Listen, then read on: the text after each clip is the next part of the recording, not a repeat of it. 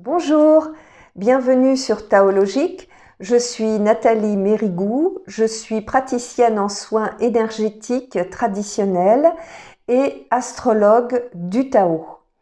Je vous retrouve dans cette vidéo pour que nous observions ensemble les différentes configurations des 5 éléments, donc sur cette période de pleine lune, sous la forme d'un calendrier au jour le jour.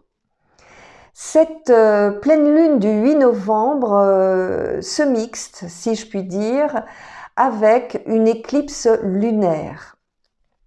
Sachant que lors de la dernière vidéo, qui était consacrée à la nouvelle lune, eh bien cette nouvelle lune était, elle, conjuguée à une éclipse solaire. Cette fois-ci, c'est la lunaire.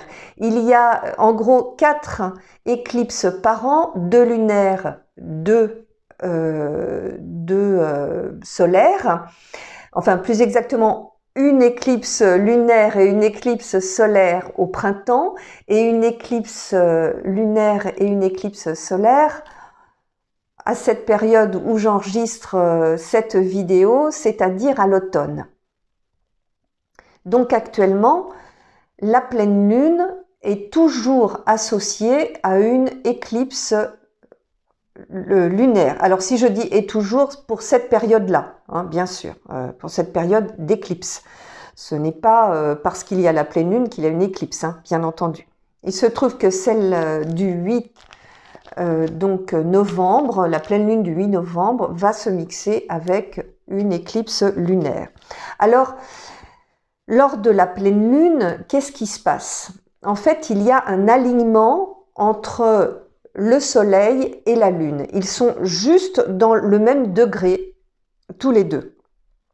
Et on parle d'éclipse donc lunaire quand la Terre passe devant la lune, c'est-à-dire entre le soleil et la lune. Donc, ce qui va nous intéresser ici, c'est que cette éclipse lunaire fait écho à l'éclipse lunaire qui a eu lieu donc au printemps dernier, très exactement le 16 mai 2022. Quelle idée a germé dans votre esprit ce jour-là? Quelle décision avez-vous prise? Quel souhait peut-être avez-vous émis vers le ciel? Qu'est-ce qui a commencé à ce moment-là en vous ou à l'extérieur de vous? Cette éclipse lunaire, jumelée donc à la pleine lune du 8 novembre, nous parle de concrétisation. Hein, on se lance. Ce qui était de l'ordre du projet va pouvoir prendre forme. Lors des éclipses lunaires, c'est la Terre qui reçoit la lumière du soleil. C'est la matière qui est éclairée. C'est un formidable moment pour passer vraiment à l'action concrète. Le mardi 8 novembre 2022, c'est donc la pleine lune, le point culminant de l'énergie du mois lunaire. Je vous rappelle que le mois lunaire, c'est d'une nouvelle lune à la nouvelle lune suivante. La pleine lune est à peu près à la période au milieu. Donc ce jour-là, le jour de la pleine lune, nous avons en présence 4 éléments. La terre, le métal, l'eau et le bois, avec une dominante eau et bois. L'élément bois, dans cette configuration du jour, se trouve être le dernier élément. On peut sentir ce jour-là comme un fort besoin de libérer le passé, de se libérer du passé. C'est donc une bonne journée pour bien vivre ce qu'on appelle le lâcher-prise. Et pour ça, dans ce dont je vais vous parler maintenant, à propos du lâcher-prise selon le Tao, je vais le mixer avec les travaux de Cyrine Ben-Mamou, qui est docteur en neurosciences, puisque je remarque en lisant des ouvrages de neurosciences, et bien que le Tao se retrouve complètement dans beaucoup de systèmes de pensée. Et puisqu'il s'agit ici, et durant toute la période de pleine lune, de vivre, de comprendre et d'assimiler les moyens qu'on peut mettre en place pour bien vivre le lâcher-prise, sans abandonner nos valeurs, parce que c'est le truc, bien sûr, eh bien, tout d'abord, il s'agit ici d'identifier une problématique. C'est un déroulé que je vais vous proposer en m'appuyant donc sur les travaux de Cyrine Ben-Mamou. Donc, d'identifier la problématique qui nous occupe, qui prend beaucoup de place, qui nous mobilise beaucoup trop. On peut se poser alors à propos de cette problématique. Quel est mon objectif pour s'en libérer? Quel est mon objectif que je peux mettre en place par rapport à ma problématique? Cyrine Ben-Mamou propose alors un déroulé très intéressant en 4 étapes. La première étape serait de se demander quelles valeurs sont en jeu dans la situation actuelle, dans ma problématique. Est-ce que ce sont des valeurs d'autonomie, des valeurs de dépendance, des valeurs d'authenticité, de relationnel, de respect, bref. À vous d'identifier en fait ce qui est mis en jeu dans la problématique. Ça peut être ça qui crée la tension. La seconde étape, c'est quel sens je mets vraiment à l'objectif. Est-ce que c'est cohérent avec ma problématique? Prenez votre temps et n'hésitez pas à changer, à modifier légèrement les choses. La troisième étape, c'est quels réels besoins sont en jeu pour moi. Je vous rappelle que le besoin, c'est vraiment non négociable. Le besoin, c'est quelque chose de fondamental pour soi. Eh bien, posez-vous la question. Est-ce que ces besoins sont cohérents avec l'objectif que je me suis donné? Et enfin, la dernière étape, observez quelles actions sont utilisées ou que je peux utiliser. Est-ce qu'elles vous semblent justes? Est-ce qu'elles vous semblent cohérentes par rapport à votre objectif? Est-ce qu'elles respectent les besoins qui n'ont pas été respectés dans la problématique? Alors tout ça, bien sûr, ça peut demander quelques ajustements. Donc n'hésitez pas justement à revenir dessus, à ajuster, parce que ce sont des étapes fondamentales et si on les suit selon le déroulé que je vous ai proposé avec l'aide très active de Cyrine Ben-Mamou, eh bien, à ce moment-là, vous verrez que le lâcher-prise va s'éclairer. Il peut même permettre à la problématique de disparaître. Le but, ici est de relier les moyens et la mise en action. N'hésitez pas à ajuster, je vous le répète encore une fois. Du point de vue des éléments du mois lunaire, l'eau et le métal, c'est vraiment l'idée du lâcher-prise par excellence. Ce qui était contracté dans le métal se dissout dans l'eau. Je vous rappelle que l'élément métal est relié à l'image de la roche, des rochers, des cailloux.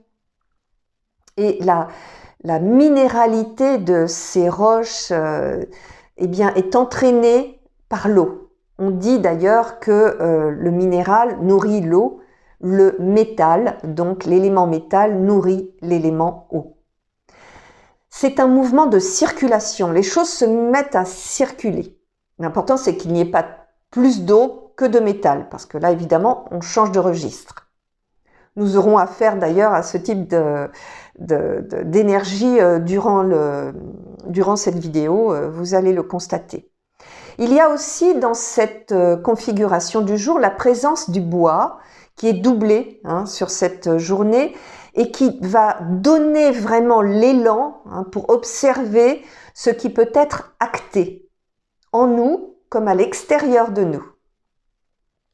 Le mercredi 9 novembre 2022 et le jeudi, le lendemain, jeudi 10 novembre, ces 2 jours-là présentent des éléments du Tao en harmonie. La configuration ici peut nous entraîner à élaborer ce qui peut être concret.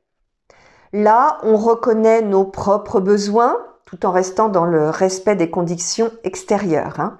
La question qu'on peut se poser pourrait être: quel besoin ai-je encore du mal à exprimer dans ce que je donne et dans ce que je reçois? Le vendredi 11 novembre 2022, la Terre est très présente ce jour-là. Elle est doublée et en tonalité yang, donc elle est puissante. Elle donne le ton à toute la journée. La concrétisation de projets peut avancer sérieusement ce jour-là. Je propose néanmoins un petit bémol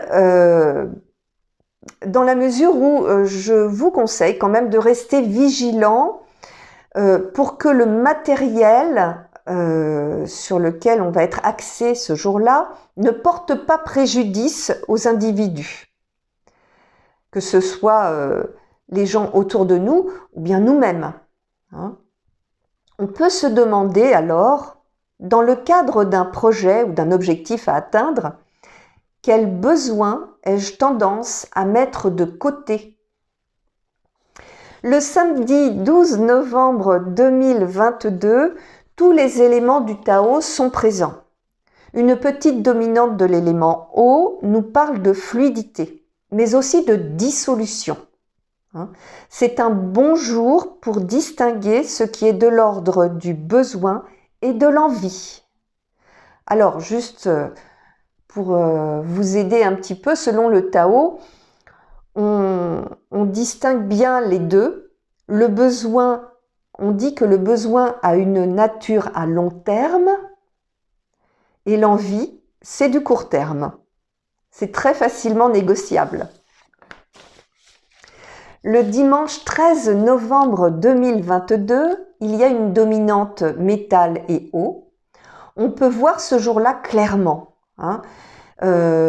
tout ce que peut nous apporter, par exemple, et surtout le lâcher-prise. C'est l'étape vraiment du jour qui réjouit. C'est le sentiment de bien-être qu'on peut avoir quand on se sent libéré d'un poids. C'est une bonne journée pour partager du coup. Il peut y avoir des prises de conscience sur l'aide qu'on nous a apportée et en être vraiment reconnaissant. La question du jour pourrait être: de quoi puis-je être reconnaissante aujourd'hui? Lundi 14 novembre 2022, ce jour-là, on est toujours dans l'énergie du lâcher-prise, avec la possibilité d'observer comment les émotions teintent nos ressentis. On peut ce jour-là identifier nos réflexes d'attachement. Alors, quand je parle d'attachement, ce sont des attachements aux vieilles habitudes, aux mécaniques intérieures auxquelles on est soumis. Et la plupart du temps, on ne se rend même pas compte qu'elles sont là.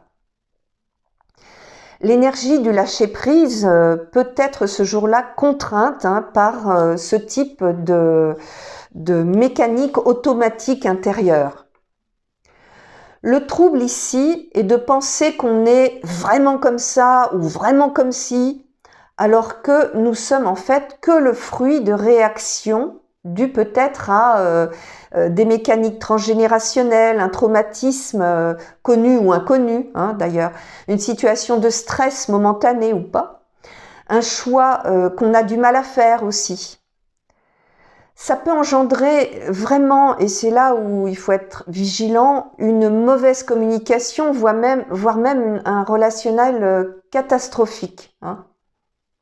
Alors pour éviter de se laisser embarquer dans ce réflexe bloquant, le lâcher-prise, on peut créer une distance intérieure en restant conscient du rythme de notre respiration quand on est dans une situation où on sent que l'émotion va prendre le pas sur notre esprit. On peut aussi se demander quelle posture je peux changer pour éviter les malentendus. Le mardi 15 et le mercredi 16 novembre 2022, 2 jours avec une forte dominante métal et eau. Le mouvement du métal, le mouvement qui va du métal à l'eau, en fait, dans le respect du cycle d'engendrement. Si vous ne savez pas ce qu'est le cycle d'engendrement, si vous n'avez pas eu l'occasion d'aller ni sur les autres vidéos précédentes ou quoi, allez voir en barre d'infos sous cette vidéo. Je mettrai le lien pour une petite vidéo de 3 minutes sur justement les cycles d'engendrement et de tension des 5 éléments du Tao. Donc, pour revenir à ce mouvement de métal qui va du métal à l'eau, c'est, je vous l'ai dit, le mouvement de lâcher prise. Mais ce peut être aussi, si l'eau est plus importante, la peur de lâcher prise. Alors c'est un bon moment pour se demander quel espace personnel j'abandonne quand je redoute le jugement d'autrui. Le jeudi 17 novembre et le vendredi 18 novembre 2022, les éléments eau et bois seront particulièrement actifs. Ces 2 jours-là nous invitent à observer une énergie spécifique qui peut aussi entraver le lâcher-prise, à savoir la dépendance. Ce sont 2 jours pour se demander quel choix j'abandonne à mon interlocuteur, mais encore, et ça vaut pour soi sur ces 2 jours-là, suis-je sûr de pouvoir distinguer l'influence de la domination?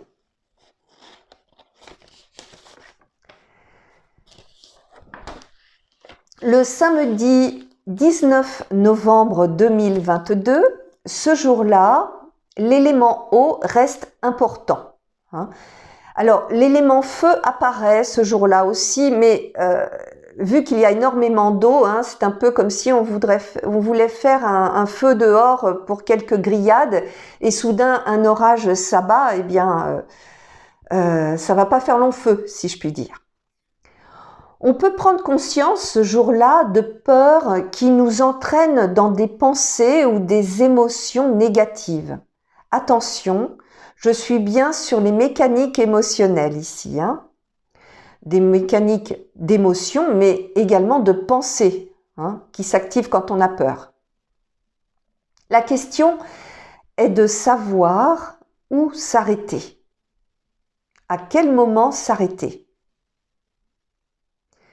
Et peut-être de se demander aussi, qu'est-ce que nourrit vraiment la peur en moi? Le dimanche 20 novembre 2022, ce jour-là, on peut faire la paix avec les émotions perturbatrices. On peut par exemple revenir sur des décisions, ajuster les choses. Des décisions ou sur des situations où on pensait que c'était immuable, ça ne pouvait absolument pas bouger. Mais aussi on peut se poser la question, dans quelle situation je continue à rester partial? Le lundi 21 novembre et le mardi 22 novembre 2022, une dominante eau et bois en harmonie avec les éléments terre et métal. Ici, le bois est le dernier élément de la configuration. C'est donc un bois fort puisqu'il reçoit la dynamique des éléments qui le précèdent. Et on peut reconnaître en soi une petite tendance à partir dans les extrêmes parce qu'on a la pêche à ce moment-là.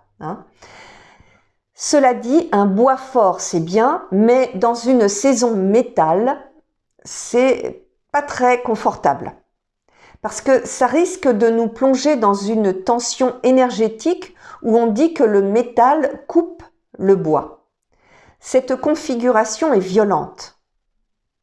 Elle fait référence à une pression qu'on peut exercer sur autrui, ou dont on peut être victime également, avec en toile de fond la compétitivité.